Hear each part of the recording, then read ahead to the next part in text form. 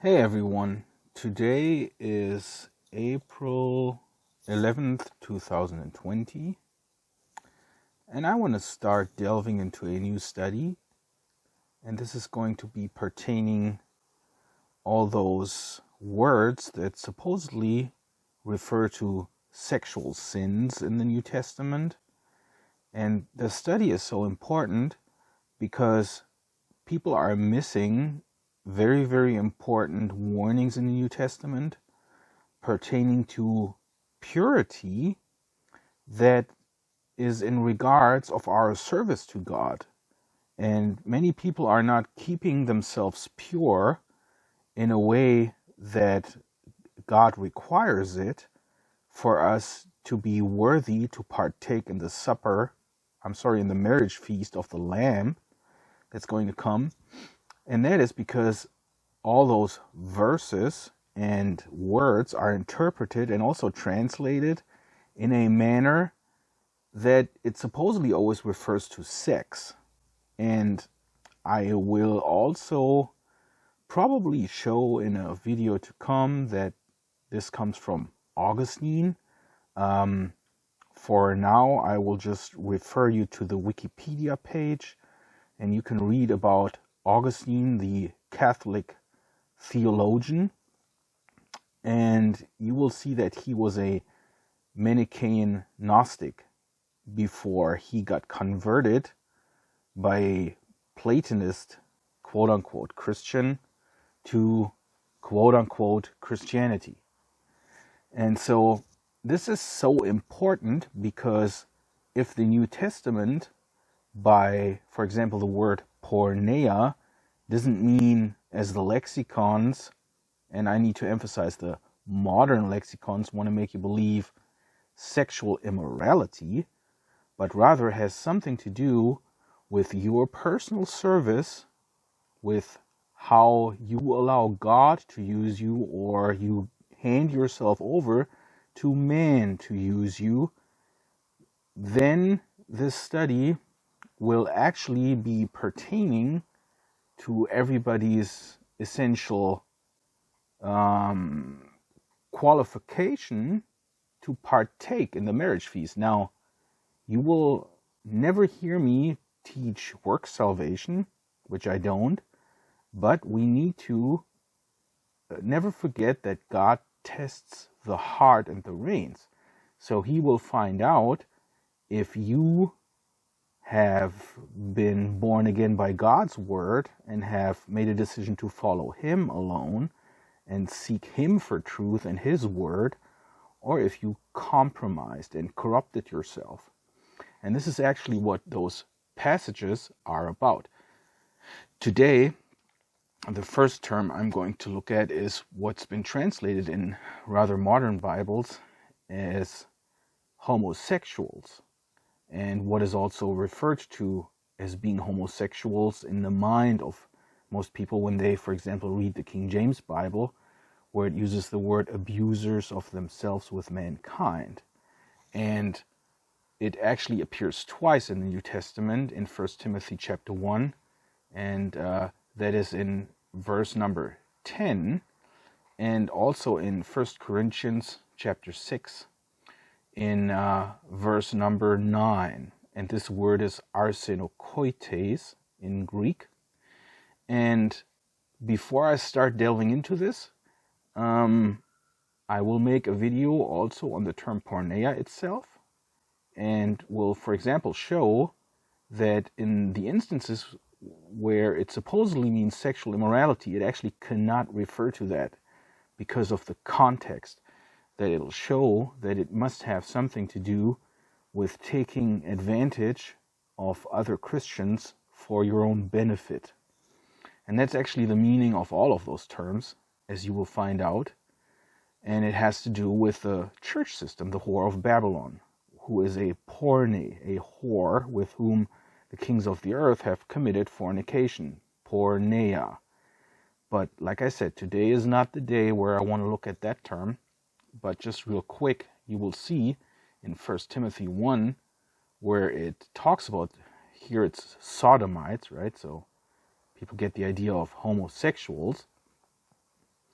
that it says that the law is good if one uses it lawfully. That's 1 Timothy 1 verse 8. And it says, knowing this, that the law is not made for a righteous person, but, and then it comes with all these terms, and it says in verse 10, if there is any other thing that is contrary to sound doctrine. Okay, so you could also say to healthy instruction. And then it says in verse 11, according to the glorious gospel, which is the good news of the blessed God which was committed to my trust. So these words, all of this here, it has to do with the law and who the law is for. And it says that it's things that are contrary to healthy instruction according to the glorious good news. So that's the context in which you have to read it and figure out what these words mean. Similarly, if I now go to 1 Corinthians, I have pulled up a PDF Bible here. So I'm going to 1 Corinthians chapter 6, and then we will look at this term, Arsenokoiteis, in a second. But also here it says, know ye not that the unrighteous will not inherit the kingdom of God. So again, here the context is taking brother to worldly courts, brother against brother, legal battles in front of worldly courts, and then it lists unrighteous people. So the context is unrighteousness and not sexual perversion. Okay. A little side note, just because I'm showing what certain words mean, it doesn't mean that I promote stuff that churches claim these scriptures are against. Okay? That's not the point. I'm only showing that Satan likes to use straw men in order to divert attention away from what something really means. So, Arsenokoiteis, this term, is actually not a term that is found in any writing before Paul used it.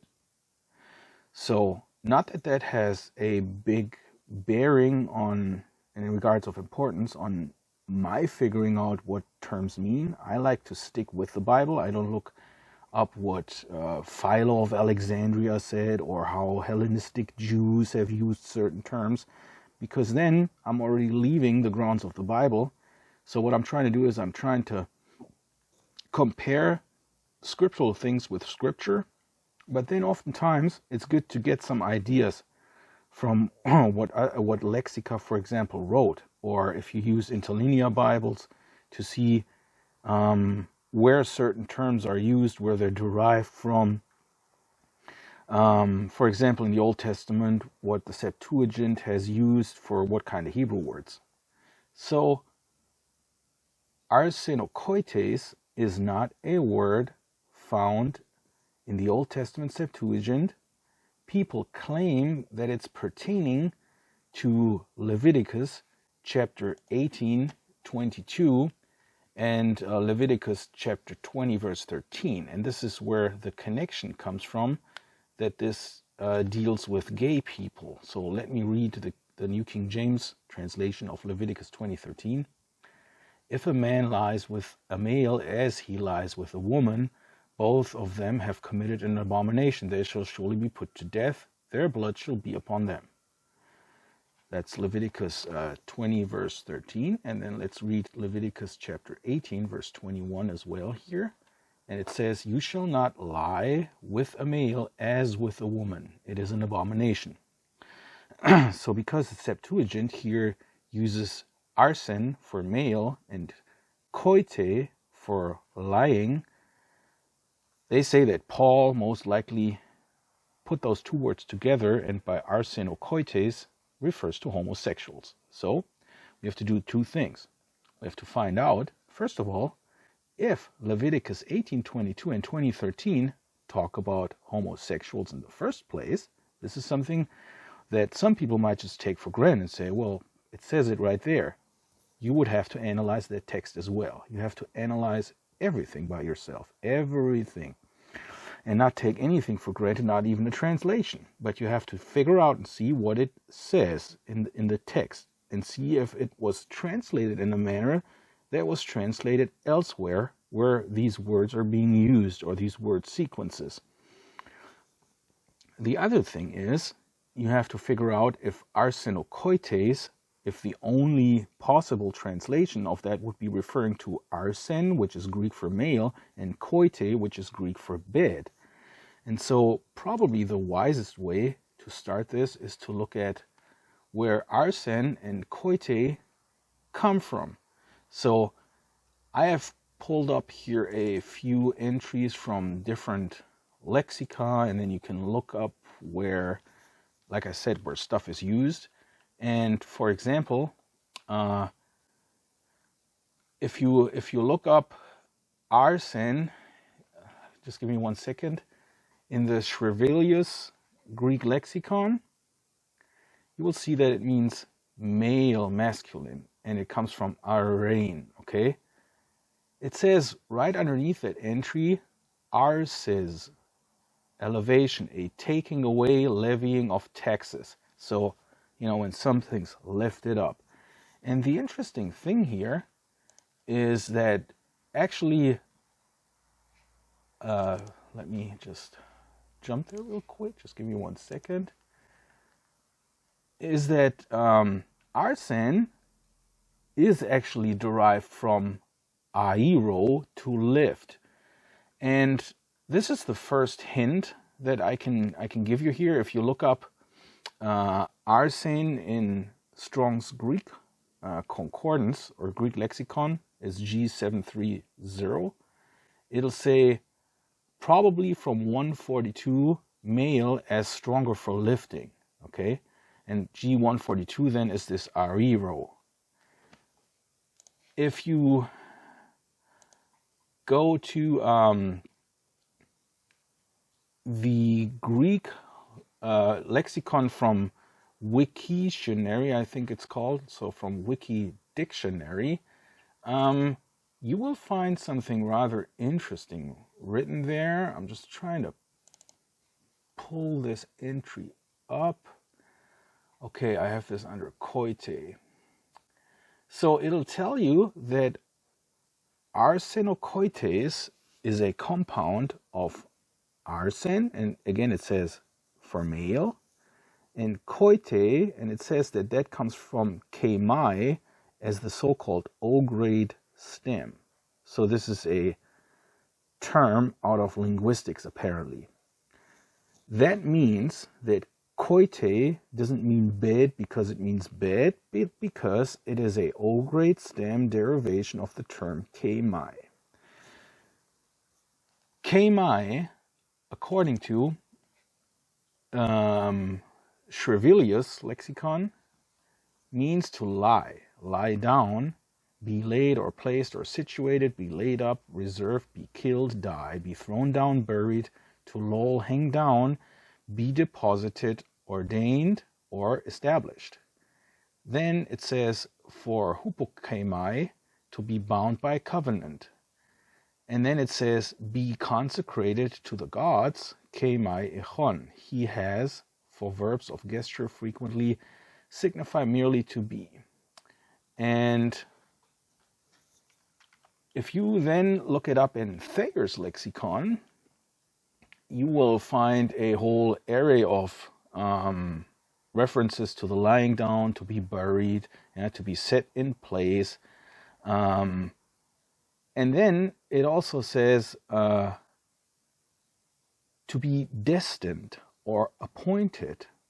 And this is actually where it now gets interesting, because it also says of laws, for example, and or of the fact that the world lies in the power of the evil one. So this lying in the power of the evil one, to lie, okay, is also kemai. But the interesting part here is 1 Timothy 1 verse 9. It has kemai in the form of koite, and it actually says, like I have read to you in the beginning of this video, and I'm just trying to jump back there real quick now. it says there, knowing this, that the law is not made for a righteous person. Okay, so it actually says not appointed for or laid upon. So if you now keep this in mind and go back with me to the term arsen, and you can, like I said, you could pull up different lexica or just do that comparison for yourself in Septuagint and the New Testament with koite and koite to verify this. But if you go back now to arsen, like we said, it's male, and it actually is derived from airo, to lift, to lift up, to carry, to remove, to take up. And then you go to the Septuagint entry of Arsenokoiteis, which is on studybible.info/interlinear. You could go to 1.Corinthians 6 verse 9, for example, and then click the Strong's number G733, and then you scroll down and you say Apostolic Bible Polyglot Concordance.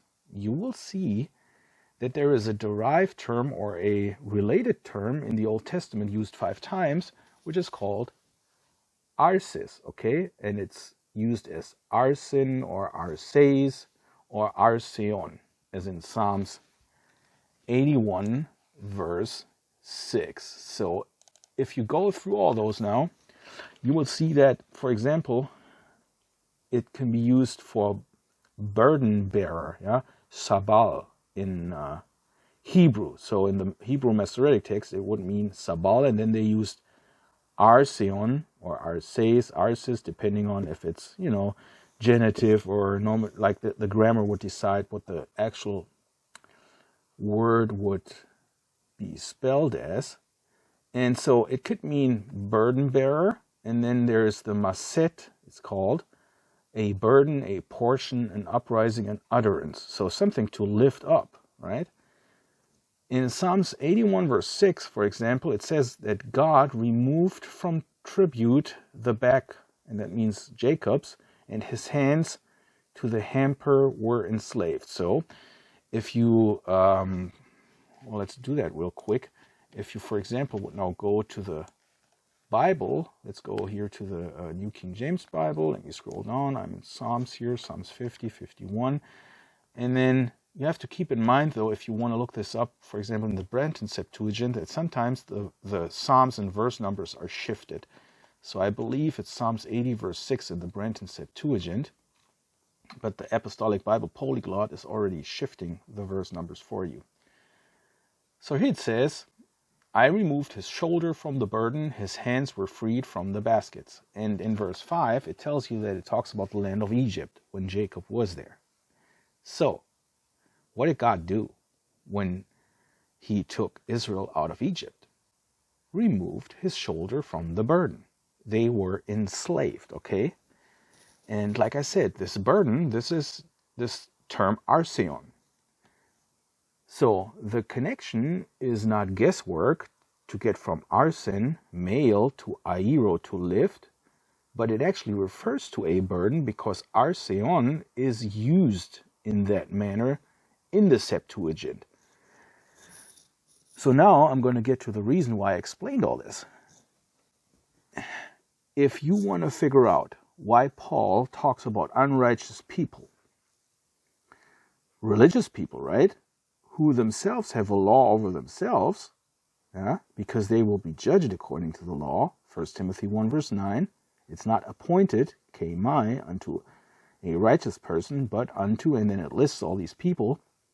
If you want to get down to the bottom of what a word means, you can't just say, well, arsen means male and koite means bed. But you have to keep in mind that koite is an Old Greek stem of koite, which is also used as to appoint or, to lay upon somebody.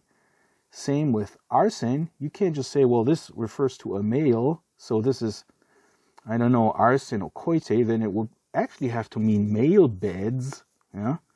So those lying with man, as the dictionary tells you, or with males, would already shift from koite, bed, to the fact of the lying, so the place of lying. Man lyings or lyingers, or however you want to build that word then. You would actually have to go back to the original meaning of the word where bed and male derives it from. Do you get what I'm saying? You can't just say, well, arsen means male, koite means bed, so this refers to homosexuals. No. You'd have to say arsen refers to something to lift, a load, and koite is an old stem from kemai, which can mean to appoint and is used in regards to referring to appointing law on people. Burdens that God removed were derived in that manner in the Old Testament Septuagint, arseon. And if you put those now together, you get rather the idea of something that Jesus has said about the Pharisees in Matthew 23. Just give me one brief second again to go there. So in Matthew chapter 23, it says in verse number 4 about the Pharisees. They bind heavy burdens, hard to bear, and lay them on men's shoulders, but they themselves will not move them with one of their fingers. Do you get the picture now? The unrighteous upon whom the law is appointed, they are the ones who bind heavy burdens, hard to bear, and lay them on men's shoulders. Okay? This is the first part now in explaining why I don't think that Arsenokoiteis refers to homosexuals, but rather to exactly those types of people. Because it ties in with unrighteousness, and it is contrary, like 1 Timothy 1 verse, was it 11 or 12, I think, right around there, we read at the beginning, that is against or contrary to healthy instruction of the good news. The good news is that actually this burden is removed. So, what is rather contrary to the good news? Homosexuals or those laying burdens on shoulders of men? Think about it, okay? When you then go to the Old Testament and you analyze these passages in Leviticus 18 verse 22 and in, let me flip there real quick. Yeah, here I have it. And in 18:21, you will see something very interesting. For example, 20 verse 13, in Hebrew, it'll say, and a man, if lies with a male, as he lies, it says in the interlinear, with a woman, an abomination have committed, and so forth. It actually doesn't say as he lies. It just says lyings woman. Yeah? So if a man lies with a male, lyings woman. Keep that in mind.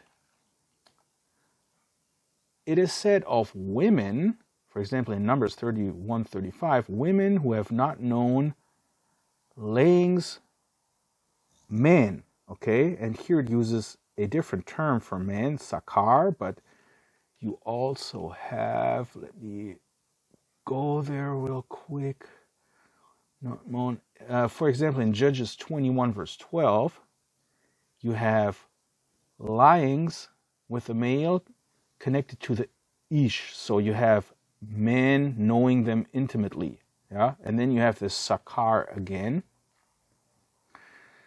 You have it in Leviticus 15:18. A woman lies, okay, yishkap, ish, a man. So here you have yishkap ish, lying with a man in regards to what a woman does. Okay, so a woman sleeping with a man in the same manner as it says it in Leviticus 20 verse 13. A man with a man lying with a woman. The other thing you can see is that in Leviticus 20 verse 13, the lying with the woman is plural. And that is not the case, for example, in Numbers 31:35, where the woman lies with a man, or in Judges 21, verse 12, it's also singular, and in Leviticus 15, verse 18, it's singular. So when a woman lies or lyings with a man, yeah, singular, singular, in Leviticus 20:13, a man with a man lying with a woman, plural. Is there maybe rather a threesome explained here? Or a ménage à trois, how you call it? Here's the reason why that would make a lot of sense.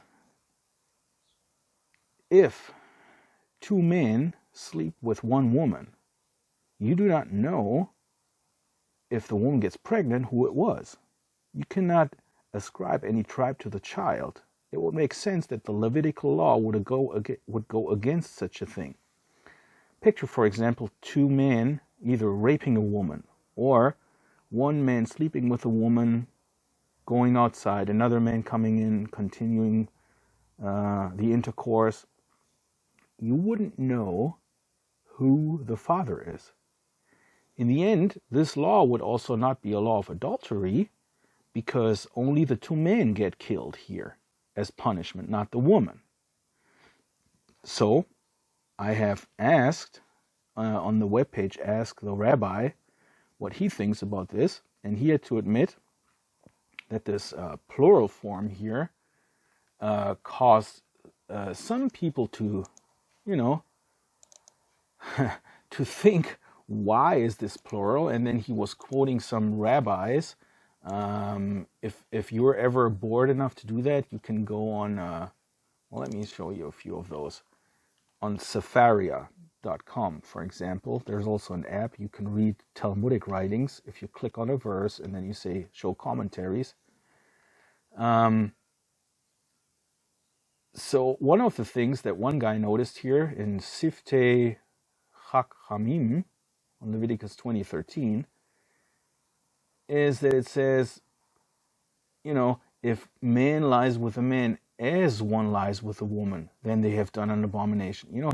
He says, because if not so, why write in the same manner as with a woman? Is there another way to lie with a male? And that's the point. These things you have to think about. If this would state something about gay people, first of all, it would only refer to men.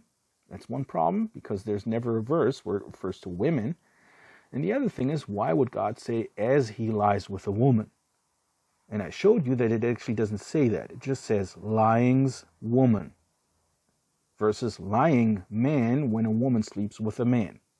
So it actually just refers to the act of a man doing it with a woman, and here doing it alongside another man. That's why it doesn't make sense if it would mean as one lies with a woman, because otherwise it would mean man can share one bed together. But it simply doesn't really give you a lot of sense in that regard if you say as one lies with a woman. Then let me see.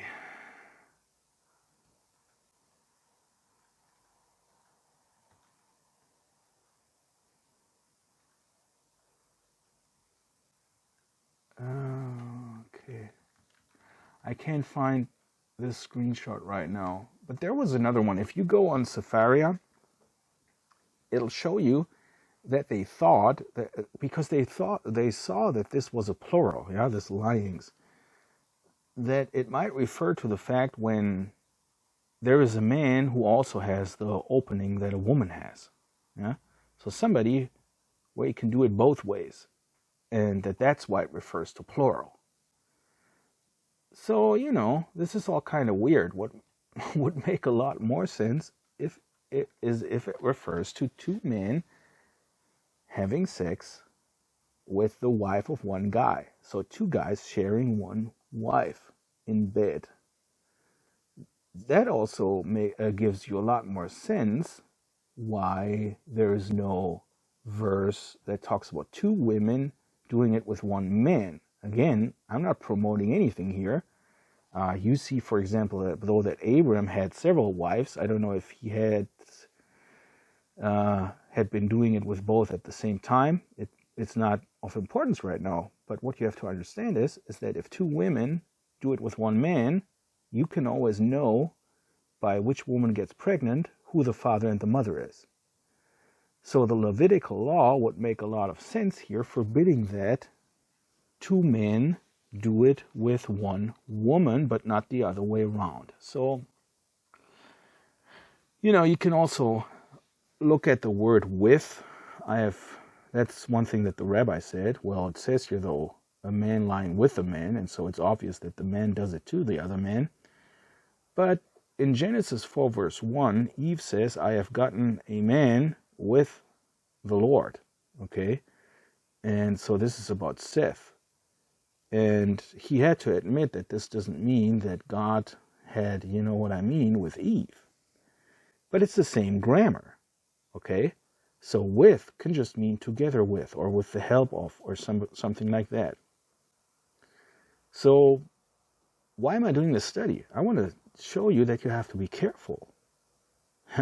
You might end up running around like these people from, what's it called, Westboro Baptist Church or something like that, or Stephen Anderson Faithful Word Baptist Church, where they're all like fags, gays, and gays and fags and all this. They might be battling a straw man, and in the end being guilty of the very thing that God says to be careful, or Paul rather, not to be guilty of, and that is to be appointed with the law, because they put burdens, arsen, load, on the shoulders of men, kemai, to appoint. They are Arsenokoiteis in that sense, and they don't even realize it because they have never analyzed the term, because they don't have this holy drive to figure out what God might really be saying.